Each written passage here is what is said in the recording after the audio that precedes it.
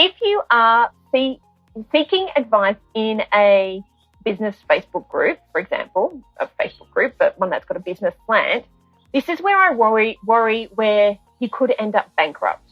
Because if you're taking advice from people who have never done what you do, who have never been further than you are now. So if you're turning over $1 million right now, there is no point getting advice from someone who is just a startup and hasn't sold a product yet. If you're getting free advice from an expert, you have to think to yourself, why are they giving you that advice and from what knowledge? Which is why I tag my own business page so people can go, oh, yeah, like she has some kind of idea what she's talking about. But if you're just getting 150 answers of people who are not even in your field, or like I see this every day, like trademarking advice, like legal advice, don't ever get legal advice from a freaking Facebook group, people.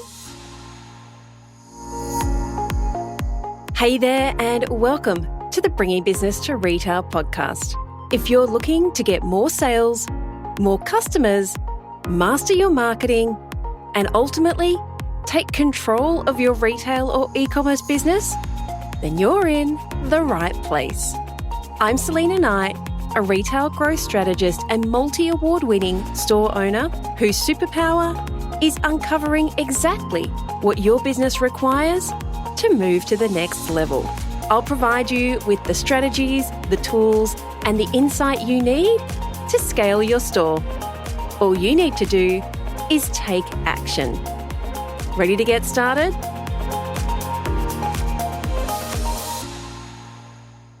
Hey there, and welcome to today's episode of the Bringing Business to Retail podcast. I'm Selena Knight. I'm a retail growth strategist, and I'm here to help you make more money, get more customers, and more growth in your retail or e-commerce store.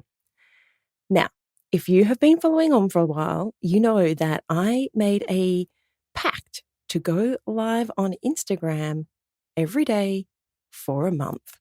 Now, the reason for this is because Instagram isn't really my jam. I go to Instagram, I quite often feel very inferior because everybody looks amazing. And I'll be honest, I spend most of my days in workout gear or my swimsuit if it's super hot. And I generally only put makeup on if I'm recording a podcast or if I'm going to a business meeting or to see a client. And so that concept of everybody always looking perfect and everything is perfectly curated on Instagram isn't really my jam. I feel like I hang out on Facebook. Maybe that's because I'm old. Maybe that's because that's the first social media platform that I ever really hung out on back in 2007. But generally, I just find that you have conversations on Facebook rather than Instagram. But I decided to give it a chance, to give Instagram a chance, but not in the perfectly curated way that everybody else does it. In fact, I was at the gym doing sled pushes when this thought came to me. It's like, you know what? I find Instagram and social media really draining because they're forcing me to act in a way that I don't normally act. And that puts a lot of stress on you, on your brain, on your body. And what I'm good at is strategy, and I'm good at speaking. So what if I just put those two things together and went live on Instagram doing those two things? And I thought, that's great. I'll just do Instagram lives and talk about whatever I feel like I want to talk about today. And so I've talked about a lot of different things. There were quite a few, I'll be honest, mistakes that I made because I kind of just went into it like, screw it. I am going to do this thing and see if it works. But after the first week or so, I realized there were some flaws in my plan. If I was going to do anything with the audience that comes along, audience would be the word that I would use. If I was going to do anything or help the audience in a specific way, I had to be just a little bit more structured in the way that I went out. And it wasn't putting a script together, and sometimes I would write some notes down so I didn't forget anything. But realistically, it was, let's just say I did a podcast on the mistakes I learned after the first week, and I think I will do another podcast on the mistakes I learned after going live for a whole month. But there were little things like, when I said it, I didn't really think about the weekends. And on the weekends, I didn't really feel like going live. Like I don't work on the weekends. And so it felt like the pressure was back on again. And I'll be honest, I didn't quite make 30 days. I think I made 27 off the top of my head. So 2 of those were weekend days. And one was just a day where it got to the end of the night and I realized I hadn't gone live. It was on a weekend as well. Now, the whole point of creating content in whatever format works for you is to be able to repurpose it. So we currently have a contractor working on chopping all those Instagram lives up and making little 30, 60, 90-second sound bites. But also, I wanted to share some of them on the podcast because some of them were really, really good and got quite a lot of engagement. And this one, today's one about crowdsourcing and how crowdsourcing answers on social media and how it can send you broke, did get some engagement and some questions. And in fact, inside my mastermind, it's a conversation that we've been having because obviously inside a mastermind, the advice you get is from experts. You get one-on-one advice from me and you get advice from my team who are experts in their field. And the difference between that and crowdsourcing is someone like Mavis, who in 1 week made an extra $11,000 without having to do an awful lot of work. And it was actually that conversation with Mavis about how when you have the right advice and you have someone who's listening to you and where your business is at and knows more about your business and your customers, then you can actually get advice that gives you results and doesn't mean that you end up putting a lot of work and throwing so much at the wall to see what sticks. Instead, you get pretty much instant results and instant results that make lasting effects. Like I'm sure everybody here would love to make an $11,000 increase in revenue in just a week without having to do an awful lot of work. Yeah? Now, just quickly before we jump into this replay of my Instagram Live, I would love it if you could leave a review. You've probably noticed that I don't do any paid sponsorship inside of this podcast. And so it means that I need you guys to help me spread the Bringing Business to Retail love, because the more retail and e-commerce store owners that we help build profitable, scalable businesses, the world is a better place. It means you get to shop at amazing stores. I get to shop at amazing stores. We get to help more customers and more families build businesses that change their lives. So I would love it if you could leave a review. It'll only take you about 60 seconds. Leave a review on your platform of choice. I will love you forever. Thank you very much. Okay, let's jump into this replay of my Instagram Live, how crowdsourcing answers on social media will send you bankrupt. Hey there. Remember that time that you put a business question into a Facebook group and you got inundated with 147 answers, and now you are more than confused because you have absolutely no idea what to do with the 147 answers, which are all very, very different. Maybe that was even you today. Now, if it was, hey, Gold and Palms, welcome. Hey, Detoxicate. Oh, cool name.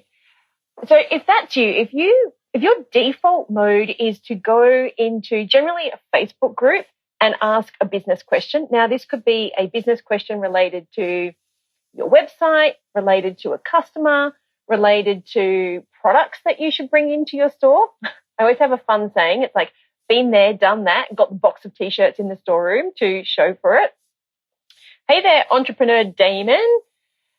So if that is your default, to jump into a Facebook group and try and crowdsource answers, I want to give you a heads up because I have seen businesses go bankrupt because of bad advice, and I do not want that to happen to you. Now, generally what I see, and I try really hard to go into the business Facebook groups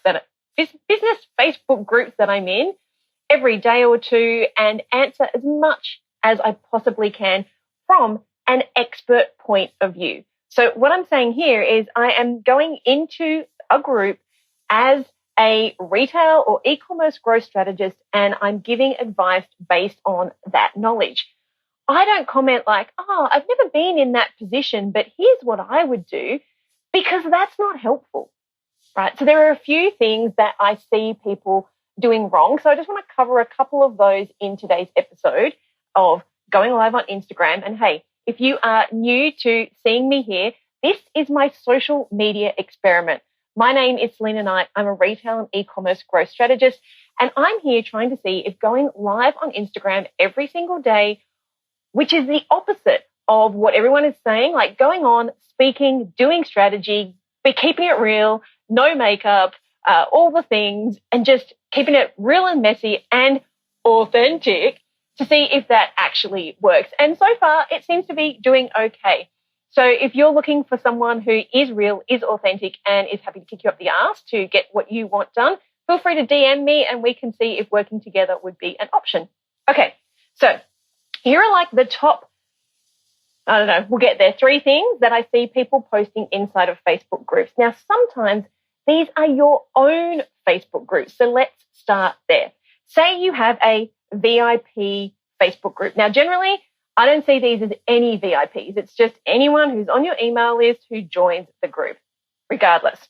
So what I see people doing is they post things into their own Facebook group to see if customers are going to want to buy them. Now, this can be a great source of engagement because it's going to give you a little bit of an idea of whether you should bring products in or not, right? No, not the case. Why?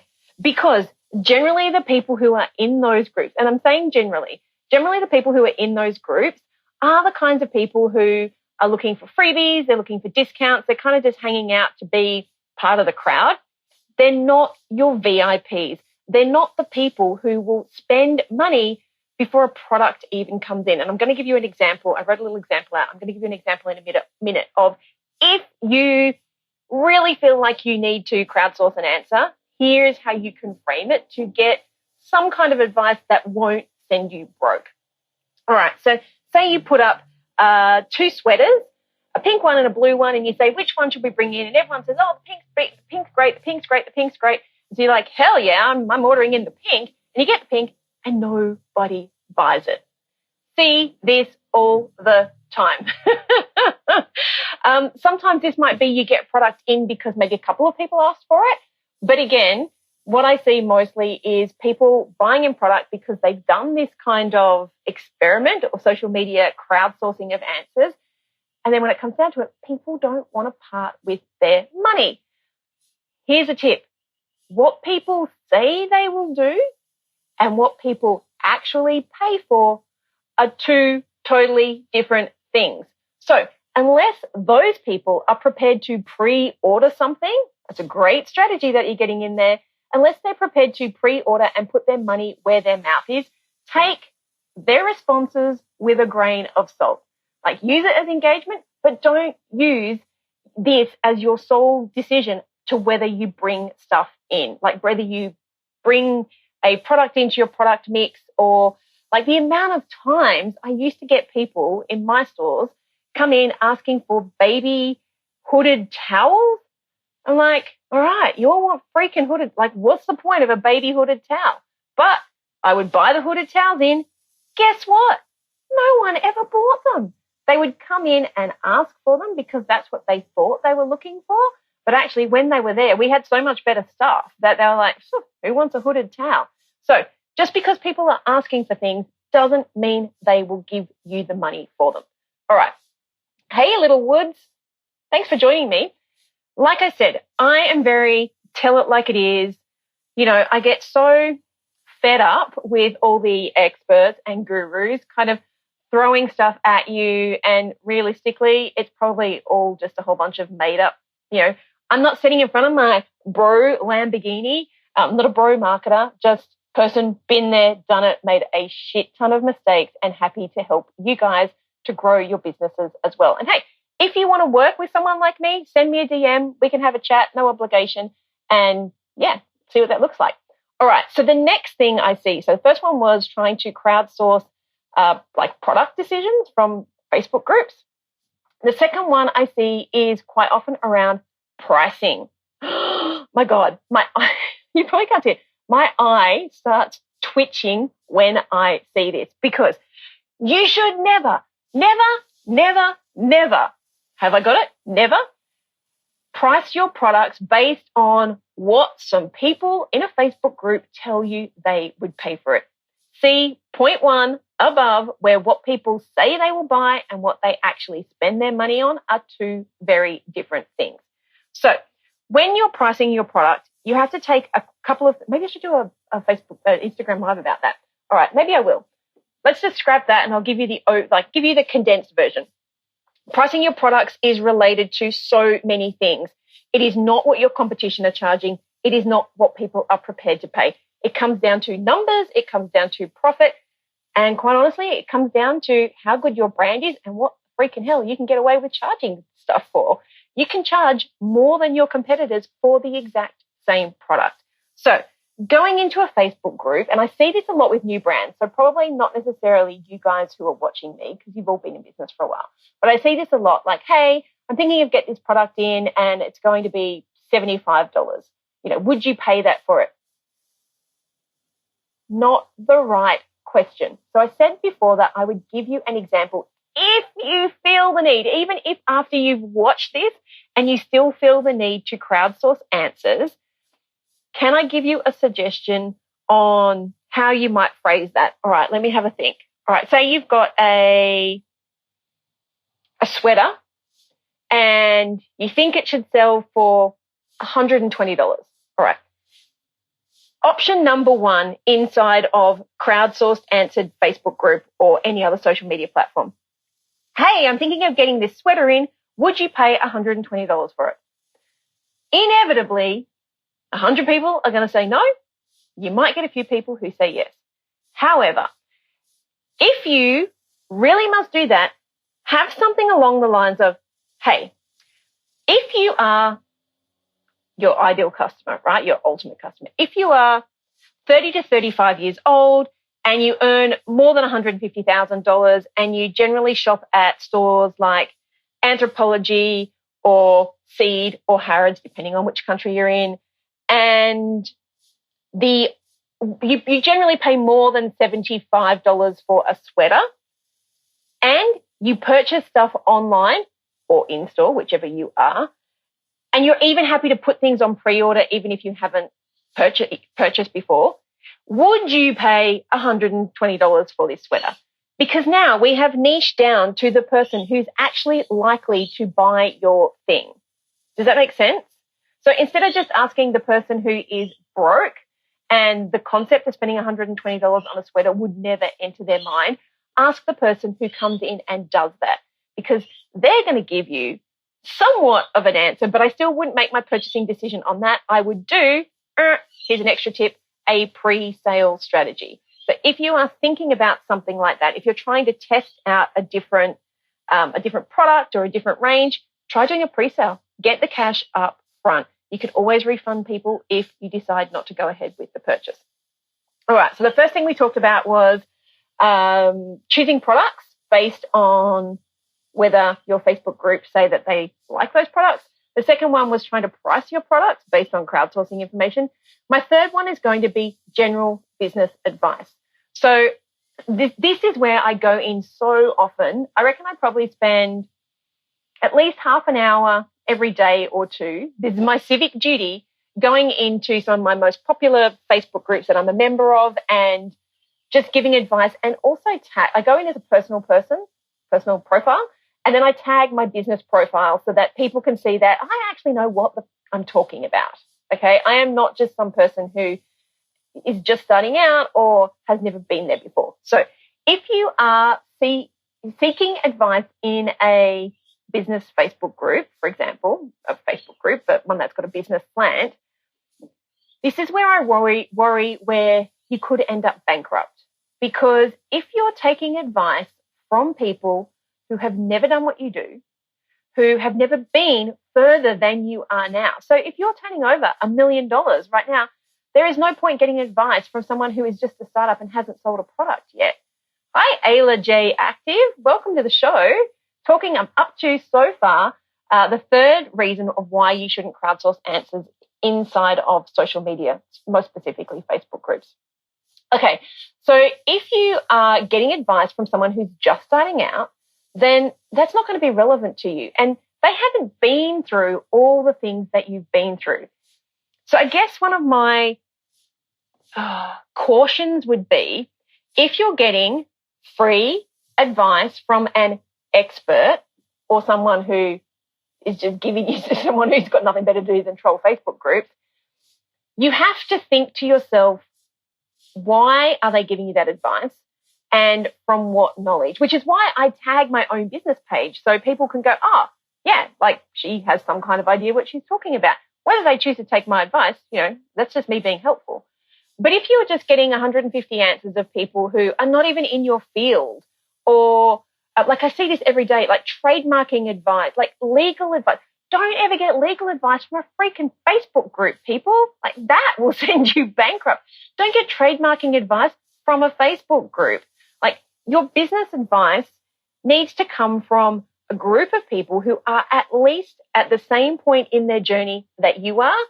And generally, if you're paying to be in a Facebook group, so you're part of a mastermind or a course or a program and there's a Facebook group with it, then you've got some chance of actually getting advice that is going to be relevant. But if you're just crowdsourcing answers from people who have no fucking idea what you do, how you do it, what your business model is, who your customers are, the products that you sell, why you're in business, what's important to you, what your profit margins are, then that is the kind of stuff that if you take action on it, can literally send you bankrupt. And that is not what I want you guys to end up doing. I am okay with you.